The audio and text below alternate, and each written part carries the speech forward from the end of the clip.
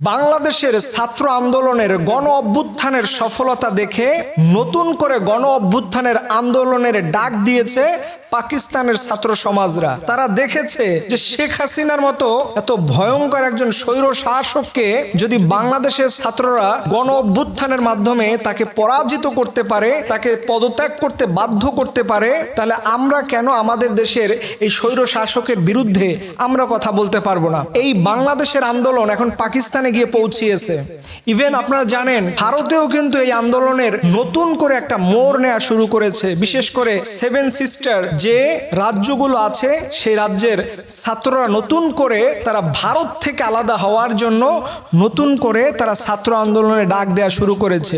Even এই বাংলাদেশের ছাত্র আন্দোলন গত কয়েক শতাব্দীর মধ্যে নতুন করে বিশ্বকে জাগিয়ে তুলেছে যে ছাত্ররা কখনো ঘুমিয়ে থাকার জাতি নয়, ছাত্ররা কখনো মুখ বুজে অন্যায় সহ্য করার জাতি নয়। তারা যেখানেই অন্যায় হবে সেখান থেকে শির উঁচু করে দাঁড়িয়ে অন্যায়কে পদদলিত করার জন্যই প্রত্যেকটা ইউনিভার্সিটি তৈরি হয়েছে।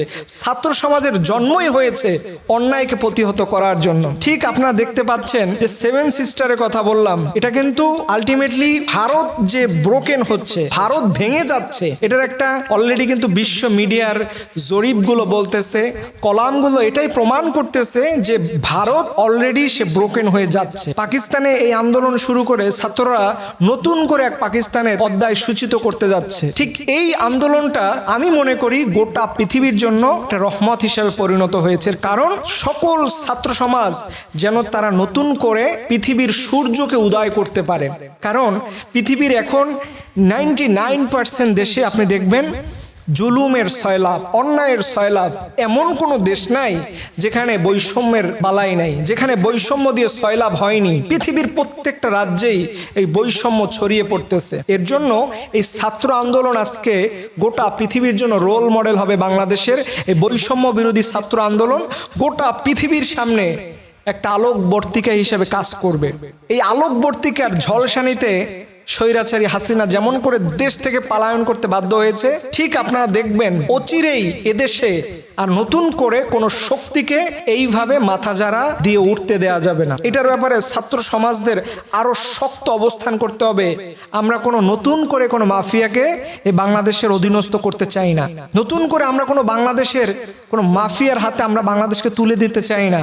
এই বাংলাদেশকে আমরা এমন একটা রূপরেখার মাধ্যমে দেখতে চাই যেখানে 2 বছরের বেশি কেউ প্রধানমন্ত্রী হতে পারবে না। এরকম যদি একটা কন্ডিশন দেয়া যায়, এরকম একটা রূপরেখা, একটা মার্জিন দাঁড় করানো যায়, তাহলে দেখবেন এই দেশ থেকে অধিক মাত্রায় বাপ স্বামীর এই যে ভালোবাসা দিয়া রাজনীতির ময়দান দখল করা, এটা আস্তে আস্তে হারিয়ে যাবে। যেই দেশ বাপ দাদার আত্মীয় 14 গোষ্ঠী বাদ দিয়ে রাজনীতি করে, দেখবেন ওরা উন্নত বিশ্ব পরিণত হয়েছে।